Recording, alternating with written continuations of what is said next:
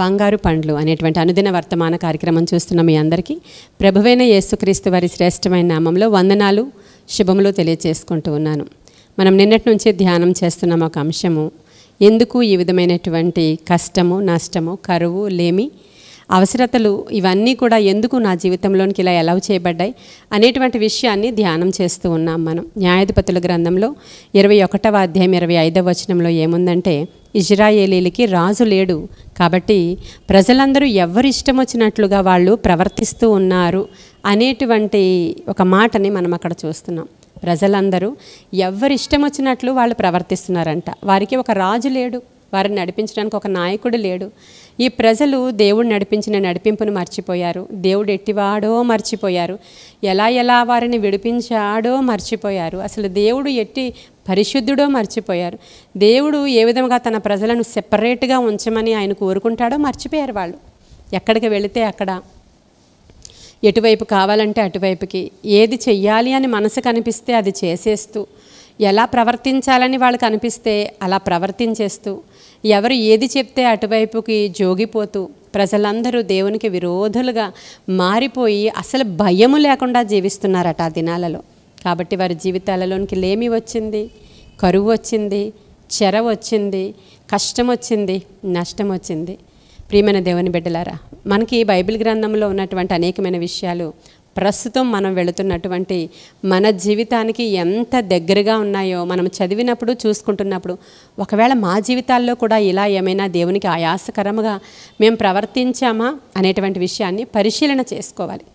Bible గ్రంథంలో ఎప్పుడు మనం పరిశీలించుకుంటూ ఉండాలి. అందుకే భక్తుడైన దావీదు అంటాడు, దేవా నన్ను పరిశీలించు, నన్ను పరిశోధించు, ఒకవేళ నీకు ఆయాసకరమైనటువంటి మార్గం ఏమైనా నా యందు ఉందేమో ఒక్కసారి అది చూసి నాకు బయలుపరిస్తే నేను దాన్ని చూసుకుని సెటరేట్ చేసుకుంటాననే ప్రార్థన చేసుకుంటాడు. మరి వినుచున్న మీలో ఈ యొక్క గొప్ప లక్షణం ఉందా? ఒకవేళ నా జీవితంలో దేవునికి ఆయాసకరమైన లక్షణం ఏమైనా ఉంటే, ఈరోజు దేవుడు నాతో మాట్లాడితే నేను సరి చేసుకుంటానని మీరు ఎవరైనా అనుకుంటున్నారా? ఖచ్చితంగా ఇది మనకు ఉండాలి. దావీదు ఒకసారి తప్పు చేసినప్పుడు నాతాను అనేటువంటి ప్రవక్త ద్వారా దేవుడు హెచ్చరించినప్పుడు, నేను రాజుని, ఏమైనా చేసే అధికారం నాకుంది, నీవేంటి వచ్చి ఇలా చెప్తున్నావని అనలేదు, కానీ వెంటనే పశ్చాత్తాపపడ్డాడు. ఇలాంటి వర్తమానాలు మనం వింటున్నప్పుడు, ఆదివార వర్తమానాలు మనం వింటున్నప్పుడు, వాక్యం చదువుతూ ఉన్నప్పుడు, ఎవరైనా ప్రవక్తలు మీకు ప్రవచించినప్పుడు వెంటనే ఒప్పుకొని విడిచిపెట్టాలి. విడిచిపెట్టినప్పుడు వెంటనే దేవుని యొక్క కనికరాన్ని మనం పొందుకుంటాం. దావీదు ఎప్పుడూ అదే లక్షణాన్ని కలిగి ఉండేవాడు. ఎక్కడికి వెళ్ళాలన్నా, ఏమి చేయాలన్నా దేవుని యొక్క అనుమతి లేనిదే ఏం చేసేవాడు కాదండి. దేవుని యొక్క చిత్తాన్ని గ్రహించి ముందుకు వెళ్ళేవాడు. ఆ దినాలలో దేవుని చిత్తాన్ని గ్రహించడానికి యాజకుల దగ్గరికి వెళ్ళాలి. ఊరీము, తుమ్మీము అనేటువంటి వస్తువుల ద్వారా దేవుని చిత్తాన్ని కనుగొంటూ ఉండేవారు. యాజకుడి దగ్గరికి వెళ్ళి అడిగినప్పుడు, ఆయన చెప్పినప్పుడు వీళ్ళు వెళుతూ ఉండేవారు. అటువంటి ఒక గొప్ప విధానం ఉంది ఆ దినాలలో. ఈ రోజుల్లో చాలామంది ఏమనుకుంటున్నారంటే అది ఓల్డ్ టెస్టిమెంట్. మనకైతే చేతిలో బైబిల్ ఉంది, మనం ఏం చేయాలి ఏం చేయకూడదో బైబిల్ చెప్తుంది, మనమే దేవుడిని అడిగి ముందుకు వెళదామని అనుకుంటూ ఉంటారు. ఎప్పుడైనా సరే ప్రజలను నడిపించడానికి ఒక నాయకుడు కావాలి, సంఘస్థులను నడిపించడానికి ఒక కాపరి కావాలి. ఆ కాపరి అండర్లో మనం వెళ్ళాలి, దేవుని వాక్యపు వెలుగులో మనం నడవాలి. మరి దావీదైతే ఒకసారి అమాలేకీలు వచ్చి పట్టణం అంతా తగులుబెట్టేసి భార్యల్ని, బిడ్డల్ని, సంపదని అంతా కొల్లగొట్టి పట్టుకుని పోయారు. ఆ సందర్భంలో యుద్ధరంగంలో నుంచి అప్పుడే వచ్చినటువంటి దావీదు తన అనుచరులు, అయ్యో వారి అనుచరులు భార్యలు లేరక్కడ, దావీదు భార్యలు లేరక్కడ, బిడ్డలు లేరక్కడ, గొడ్డులు లేవక్కడ, సంపాదించింది యావత్తు అక్కడ పట్టణాన్ని కాల్చేశారు వాళ్ళు. ఇప్పుడు దావీదు ఒక స్త్రీ ఏడ్చినట్లుగా కూర్చొని ఏడుస్తున్నాడు.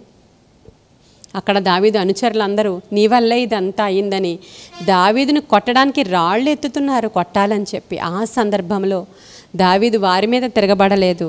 సరే అని పౌరుషం తెచ్చుకొని వెంటనే ఎక్కడ దొరుకుతారా అవతల వాళ్ళని నరకేద్దామని వెళ్ళలేదు.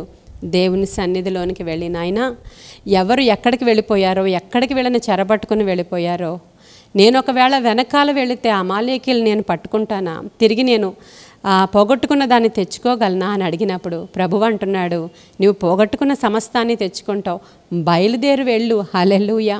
కొన్ని సందర్భాలలో మన ప్రయాస వ్యర్థమైపోతూ ఉంటుంది. వ్యర్థమైన దానికోసం ప్రయాసపడుతూ ఉంటాం. కొన్ని సందర్భాల్లో దేవుడు వద్దు అన్నదాన్ని చేస్తాం. మన స్వంత ఆలోచనలు చెప్పున నడుచుకొని పోతూ ఉంటాం. దావీదు వెళ్ళాడు, దేవుడు అక్కడ చెప్పేటువంటి ఒక వ్యక్తిని ఏర్పాటు చేశాడు.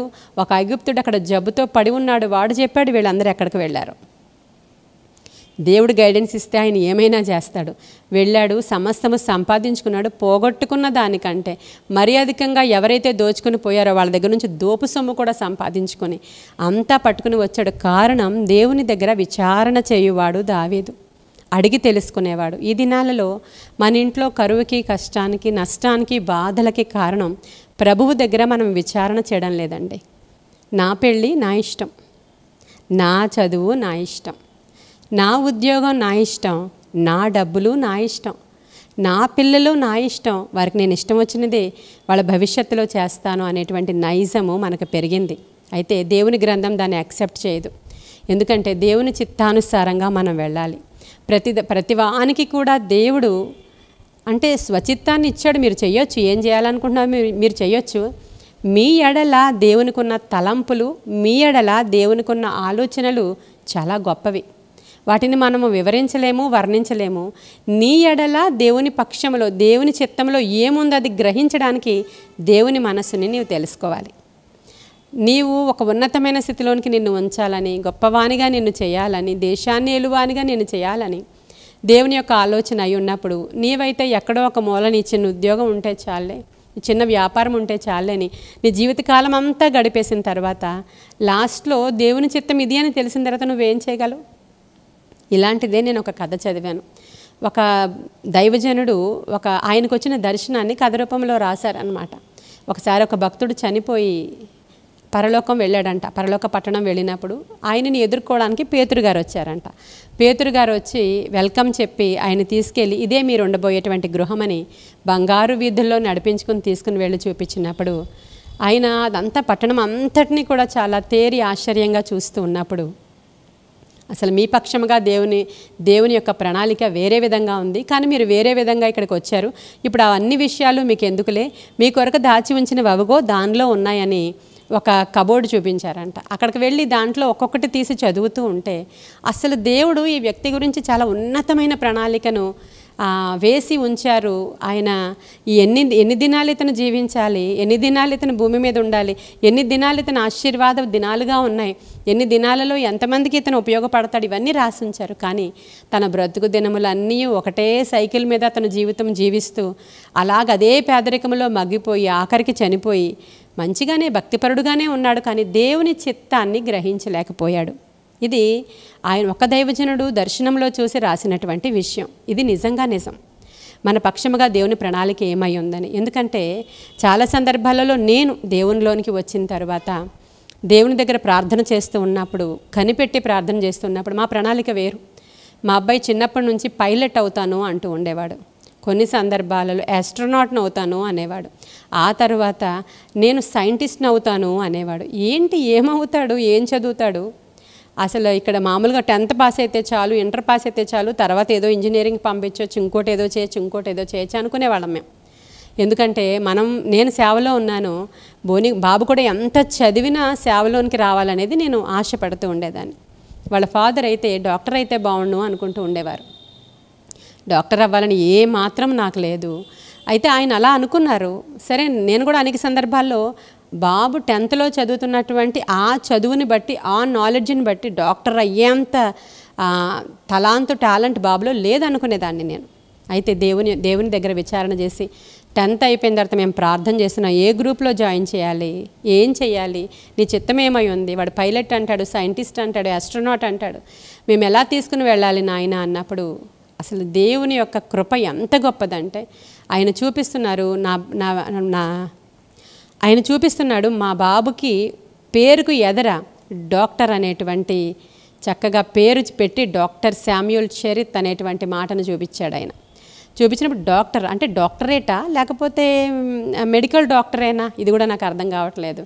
డాక్టరేట్ వస్తుందా, PhD స్కాలర్ అవుతాడా, లేదంటే డాక్టరేనా? ఆయన స్పష్టంగా చూపించి ఎలాగ ఆపరేషన్ జరుగుతుందో, ఆ ఆపరేషన్ జరిగేటప్పుడు ఈయన ఎలాంటి సీనియర్ డాక్టర్గా ఉన్నాడో ఆ దర్శనం అంతటినీ కూడా దేవుడు బయలుపరిచి చూపించారు. అంటే మీరు ఒకటి అనుకోవచ్చు, మీకు దర్శనాలు ఉన్నాయి కాబట్టి, తలాంతులు ఉన్నాయి కాబట్టి మీకు చూపించారు. అలాగే ఈరోజు బాబు మెడిసిన్ కంప్లీట్ అయిపోయింది, డాక్టర్గానే మరి దేవుడు స్థిరపరిచారు. Doctor Samuel Charith. అర్థమవుతుందండి? మీ బిడ్డల జీవితాల్లో ఏదో మేము ఇలా అనుకున్నాం, మేము చదవలేకపోయాం కాబట్టి మా పిల్లల్ని అది చదివిద్దాం, మేము ఇలా అనుకున్నాం అలా చేయలేకపోయాం కాబట్టి మా పిల్లల్లో మేము చూసుకుంటాం కాదండి. దేవుడు నీ బిడ్డల్ని నీకంటే గొప్పగా ఉంచాలని ఆశపడతాడు ఆయన. మీరు పొందుకోలేనిది, మీరు పోగొట్టుకున్నది మరి ఎక్కువగా బిడ్డలకు కూడా ఇచ్చి ఆశీర్వదించాలని ఆశపడతాడు ఆయన. కానీ మీరు మీ యొక్క తక్కువ మైండ్స్తో వాళ్ళని ఆ విధంగా దేవుని యొక్క చిత్తము నుంచి ప్రక్కకి తొలగించకూడదు, అలాగని గర్వంతో ఎక్కువ అయిపోకూడదు. దేవుని చిత్తం ఏదని గ్రహించి దాని చొప్పున చేయాలి. ఒకవేళ మీకు ఆ తలాంతు లేకపోతే తలాంతు ఉన్న సేవకుల దగ్గరికి వెళ్ళాలి, మీరు ప్రవక్తలను ఆశ్రయించాలి, మీరు దేవుని చిత్తాన్ని కనుగొనాలి, మీరు ఉపవసించి ప్రార్థించి వాక్యములో ఉన్నటువంటి మాటలు దేవుడు మీకు బయలుపరిచినవి చదవాలి. మీరు కొన్ని సందర్భాల్లో మనకు ఆ తలాంతు లేనప్పుడు అర్థం కాదు, అప్పుడు తలాంతు ఉన్న సేవకుల్ని మనం ఖచ్చితంగా కనుగొనాలి. సౌలు సమూయేలు దగ్గరికి వెళ్ళకపోతే సౌలుకు తెలుస్తుందా ఆయన రాజు అవుతాడని?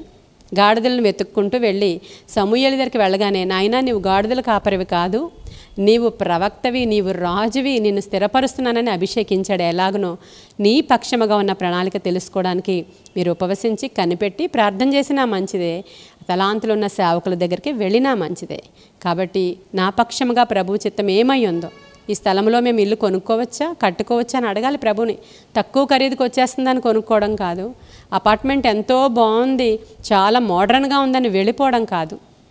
కొన్ని సందర్భాలలో ఆ అపార్ట్మెంట్స్ మంచివి అయ్యుండవు, కొన్ని సందర్భాల్లో ఆ స్థలాలు శాటనిక్ స్థలాలు అయ్యుండొచ్చు. ప్రభు చిత్తాన్ని కనుగొని వెళ్ళాలి. మనం అంతా రూయిన్ అయిపోయే కంటే ముందుగానే ప్రభు చిత్తాన్ని కనుగోవాలి. ఇప్పుడు నీ కరువుకి, నీ నష్టానికి, నీ కష్టానికి, నీ బాధలకి కారణం ప్రభు చిత్తం నుంచి ప్రక్కకు వెళ్ళినటువంటి, ఒకవేళ అటువంటిది ఏదైనా కారణం అయ్యుండొచ్చేమో ఒకసారి పరిశీలన చేసుకోండి. ఈరోజు అటువైపు ప్రార్థన చేసుకోండి. కాబట్టి మీరు ప్రార్థన చేసుకున్నప్పుడు దేవుడు బయలుపరుస్తాడు, కళల ద్వారా మాట్లాడతాడు, ఆయన దర్శనాల ద్వారా మాట్లాడతాడు. కనిపెట్టాలి ప్రభువు దగ్గర, లేదంటే సేవకులను ఆశ్రయించాలి. మంచి స్థలాలలో మీరు ఉండాలి, మంచి సంఘాలలో మీ నడిపింపు ఉండాలి. అప్పుడు గొప్ప కార్యాలు దేవుడు చేస్తాడు. కాబట్టి ఈ రోజుల్లో నీవే యాజకుడివి, నీవే రాజువి అని బైబిల్ సెలవిస్తూ ఉంది. కాబట్టి నీవు దేవుని సన్నిధిలో కనిపెట్టి నిర్ణయం తీసుకోవాలి తప్ప, ఈ న్యాయాధిపతుల గ్రంథంలో చూసినట్లు ప్రతివాడు ఎవడిష్టం వచ్చినట్లు వాడు నడుస్తున్నాడు కాబట్టి వారి జీవితంలోనికి కష్టం వచ్చిందనే మాట మన జీవితంలో రాకూడదు. ఈ విధమైనటువంటి విషయాలను ఒకసారి జ్ఞాపకం చేసుకోండి. ఈరోజు మాట్లాడిన మాటలు ఒకవేళ మీలో ఎవరికైనా ఉపయోగపడితే ఒకసారి కనిపెట్టి దేవుని సన్నిధిలో ప్రార్థన చేసుకొని ఆయన చిత్తానుసారంగా నడవడానికి అవసరమైన కృప దేవుడు మీకు ఇవ్వాలని ఈ పరిశుద్ధ లేఖన భాగం దేవుడు దీవించి ఆశీర్వదించునుగాక. ఆమేన్. మహాపరిశుద్ధుడైన తండ్రి, మహోన్నతుడైన దేవా, నీకు వందనాలయ్యా. నిత్య నివాసి ఈరోజు మాట్లాడిన మాటల్లో ఉన్న సారము బిడ్డల హృదయాల్లోనికి వెళ్ళడానికి సహాయం చేయండి. నీ చిత్తానుసారముగా నీ ఆలోచన చెప్పున మేము నడుచుకోవడానికి సహాయం చేయండి. పశుప్రాయులు నీ ఆలోచనలు గ్రహించలేరని నాయన లేఖనం సెలవిస్తూ ఉండగా బిడ్డలందరూ నీకు లోబడేటువంటి మనసు దయచేయమని, నీ ఆలోచన చెప్పున నాయన నడిచేటువంటి కృప దయచేయమని, కష్టానికి నష్టానికి కారణం ఒకవేళ దేవుని చిత్తానుసారంగా నడవకపోవడమేమో అని తెలుసుకొని వారు రెక్టిఫై చేసుకోవడానికి సహాయం చేయమని యేసయ్య నామంలో అడుగుచున్నాము తండ్రి. ఆమేన్. God bless you.